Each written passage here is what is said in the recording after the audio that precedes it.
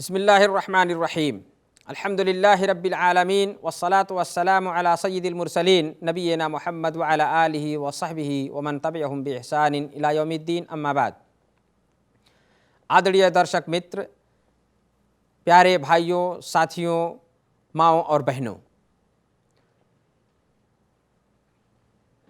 सत्य धर्म अर्थात इस्लाम की ओर दावत देने के लिए कुछ विशेष गुण होने चाहिए।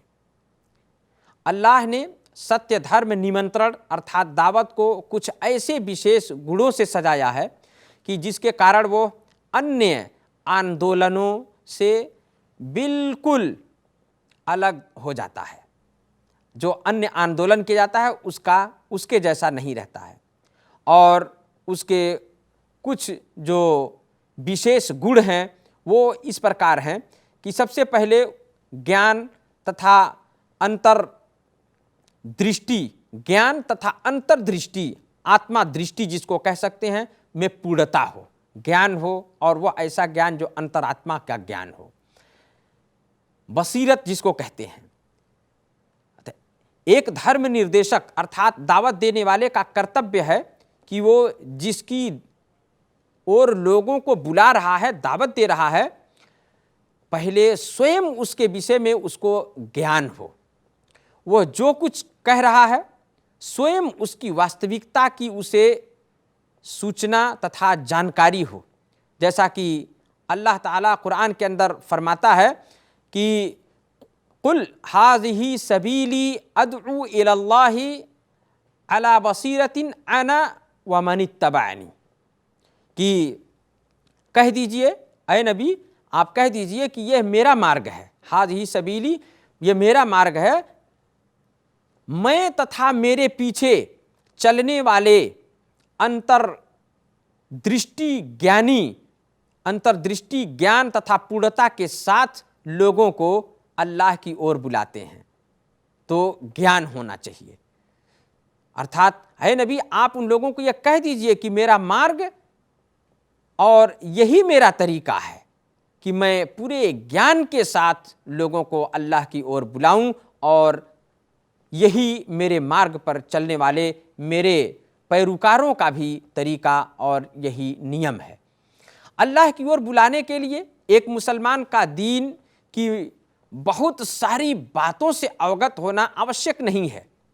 जब भी उसे किसी एक बात का ज्ञान हो तो उसे दूसरों तक पहुंचाना उसके लिए अनिवार्य होता है। किसी भी बात का उसे ज्ञान हो, जब उसने एक अल्लाह की उपासना का ज्ञान ग्रहण कर लिया, ज्ञान उसे प्राप्त हो गया, तो अब उसके लिए उसे दूसरों तक पहुंचाना भी अनिवार्य हो गया। इसी प्रकार जब उसने इस्लाम की किसी खूबी का ज्ञान प्राप्त कर लिया तो उसे दूसरों तक बताना उसके लिए अनिवार्य हो गया।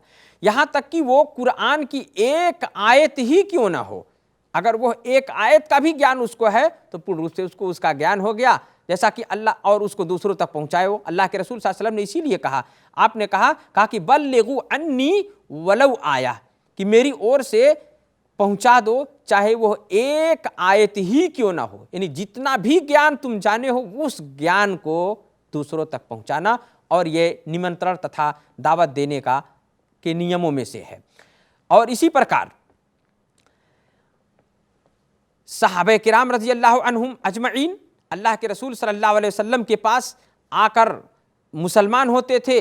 आप सल्लल्लाहु अलैहि वसल्लम से जो है कुछ ही दिनों में इस्लाम की मूल बातें सीखकर अपनी कौम, अपने समुदाय के पास लौट जाया करते थे, जहां उन्हें इस्लाम की ओर आमंत्रित करते थे। उन्हें खुद अब बुलाते थे, वो आते थे, 2 लोग 4 लोग इस्लाम लाए नबी के यहाँ और मूल बातें सीख ली, और जा करके फिर उसी का प्रचार प्रसार वहाँ करते, लोगों को उसी का दावत देते थे, उन्हें इस्लाम में आने की रुचि दिलाते थे। और इस संदर्भ में उनका व्यवहार लोगों को इस्लाम में लाने में बड़ा सहायक होता था। व्यवहार बहुत ऊंची चीज है। इसी प्रकार धर्म निमंत्रण अर्थात दावत में क्या हो, बुद्धि तथा ज्ञान हो, जिसे हिकमत भी कहते हैं, ये चीज भी अति जरूरी है। जैसा कि अल्लाह ताला कुरान के अंदर फरमाता है कि उदउ इला सबील रब्बिका बिल हिकमा, वल मौइज़तिल हसना वजादिलहुम बिल्लती हिय अहसन, कि अपने रब के मार्ग की ओर ज्ञान तथा सुंदर उपदेश के साथ, ज्ञान तथा सुंदर उपदेश के साथ लोगों को आमंत्रित कीजिए और उनसे उच्च शैली में तर्क वितर्क कीजिए।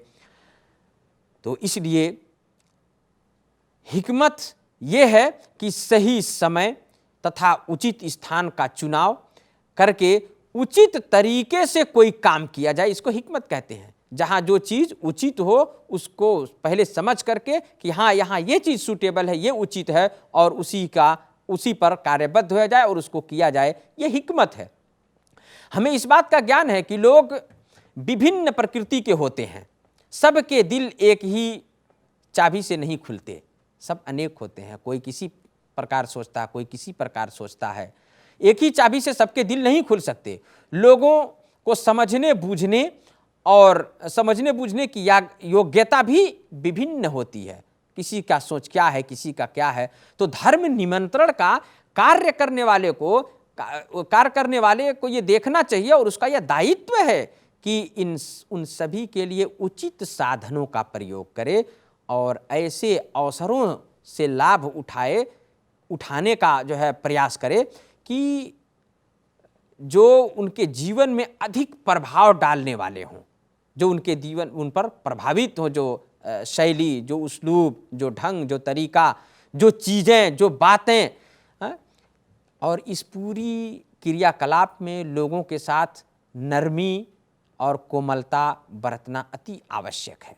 कोमलता इसलिए कि नरमी से जो बात बन जाती है, जो बात दिल में उतरती है, वो कठोरता से नहीं उतरती है। और इसीलिए अल्लाह ने इस नरमी को अपनाने के संदर्भ में अल्लाह ने अपने नबी के उदार तथा कोमल होने का अपना उपकार बताता है।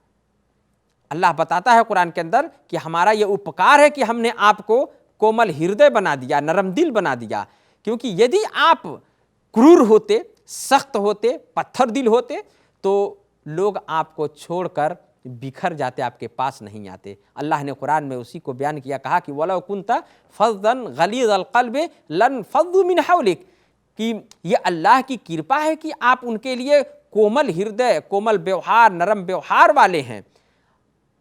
यदि आप कठोर तथा क्रूर होते, कठोर दिल होते, तो लोग आपको छोड़कर बिखर जाते, आपसे दूर हो जाते, आपकी बात में नहीं आते। इसी प्रकार अल्लाह ने जिस पर अपनी दया की हो, उसे चाहिए कोई इस्लाम की इस महान संपत्ति जो उसे हाथ लगी है, इसको अपने घर परिवार, अपने निकटतम, अपने संबंधियों तक अवश्य पहुंचाए। सबसे पहले अपने परिवार से इसको शुरू करने की प्रयास करे। जैसा कि अल्लाह ताला ने भी कुरान के अंदर कहा है कि वअमुर अहलक बिस्सलाति वस्तबिर अलैहा, कि आप अपने घर वालों को सलात का आदेश तथा उस पर स्वयं आप भी कार्यबद्ध रहें, सलात का आदेश दें और उस पर आप भी कार्यबद्ध रहें। तो अपने घर परिवार से इसकी शुरुआत करनी चाहिए। अल्लाह के नबी सल्लल्लाहु अलैहि वसल्लम भी अपने चचा अबू तालिब के साथ आपने ऐसा ही किया। आप सल्लल्लाहु अलैहि वसल्लम अपने चचा के अंतिम चरण में, जीवन के अंतिम चरण और अंतिम क्षण में आप उनके पास गए और आपने क्या कहा? आपने उन्हें इस्लाम का निमंत्रण दिया, उन्हें दावत दी, उन्हें बुलाया और कहा कि या अम कुल ला इलाहा इल्लल्लाह कलिमतन अशहदु लका बिहा इंदल्लाह। ए चचा ईमान नहीं लाए, आपने भरपूर सहयोग किया मोहम्मद सल्लल्लाहु अलैहि वसल्लम का, भरपूर सहयोग किया। और सहयोग ही नहीं बल्कि वो सत्य जानते भी थे कि मेरा भतीजा सत्य पर है, लेकिन अल्लाह की तौफीक नहीं हुई।